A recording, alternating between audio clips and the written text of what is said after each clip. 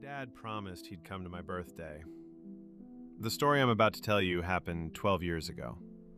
I was 10 years old that day, and I was going to have my birthday party. My mom had been completely stressed out since morning. She kept saying that turning 10 was an important milestone in my life and that she wanted me to never forget this birthday. I just looked at her sadly and told her it didn't matter because he wasn't going to come anyway. I meant my dad. Whenever something was important to me, he never came. Not to my school performance, not to my games, not even to my birthday parties. But Mom told me I was wrong. Today would be different. Dad was really looking forward to it, and he apparently had some big surprise planned for me. Thanks to Mom's excitement, I allowed myself to believe that maybe, just this once, he really would come. I remember absolutely everything about that day. In the morning, the doorbell rang, and Mom ran to the door, humming to herself on the way. "The decorations are here!" She opened the door, and I could only hear bits and pieces of the conversation. "Call my husband. Please, I don't know what I'm going to do. My life is in ruins." And then I heard Mom's angry voice very clearly. "Get out, and if I see you here again, I'm calling the police. Your miserable life and the fact that you're useless are not our problem." She slammed the door. When I asked her who it was, she told me not to worry about it. He wasn't anyone important. Later that morning, my grandma and grandpa arrived and gave me presents that they said I had to wait until the party to open. They had never missed a single day that was important to me, unlike my dad. In the afternoon, we had pizza, and I watched TV with Grandpa while Mom and Grandma prepared the party. It was beautiful. There were blue balloons everywhere, in all different shades. I didn't even know there were so many shades of blue. On the table was a huge cake decorated with Spider-Man because he was my favorite superhero. As more people arrived, the pile of presents on the floor kept getting bigger. Caterers my mom had hired walked around offering us all kinds of delicious food. I looked at my watch. It was exactly 5 p.m., the beginning of my party. And then the doorbell rang. "Dad!" I shouted and ran to the door. But when I opened it, it wasn't Dad standing there. It was a clown. A clown with a life-sized clown puppet standing beside him. "Hi, Timmy. Your dad asked me to come wish you a happy birthday and make your party something you'll never forget." I lowered my eyes and said sadly, "I thought Dad was going to come this time." The clown moved the hand he had buried inside the back of his puppet, and the puppet leaned toward me and whispered, "You know what, Timmy? My dad always promised me he'd come too, and he never kept his promises.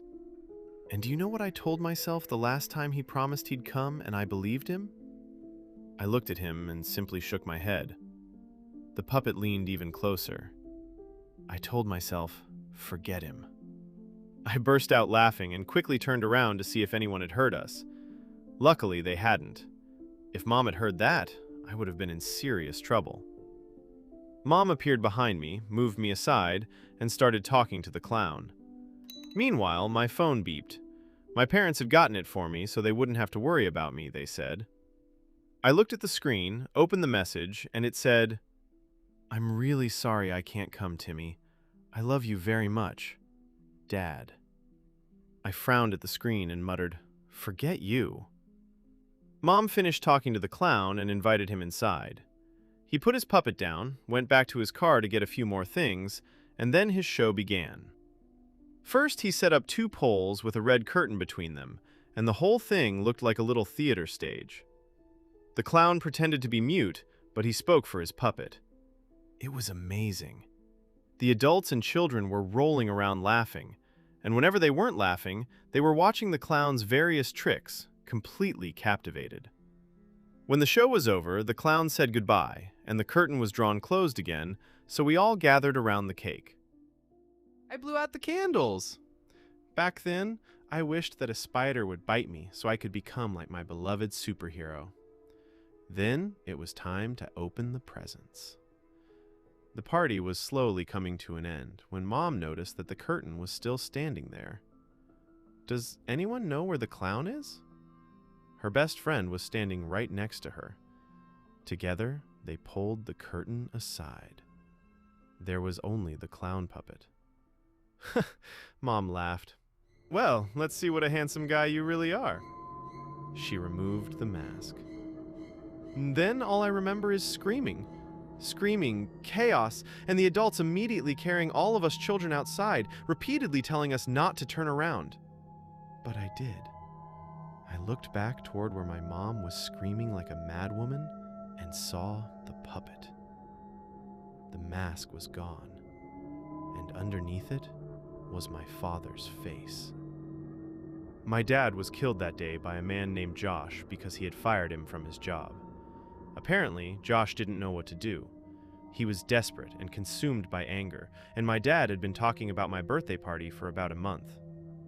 Josh was sentenced to life in prison. My mom never recovered from what happened. She's still in a psychiatric hospital to this day. I live with my grandparents. Whenever we go to visit Mom, I hope that she'll get better, but she always says the same thing. Today is your birthday, Timmy. Daddy is coming, and it's going to be the best day of our lives. The only thing that has always bothered me, and probably always will, is this. Who sent me that text message?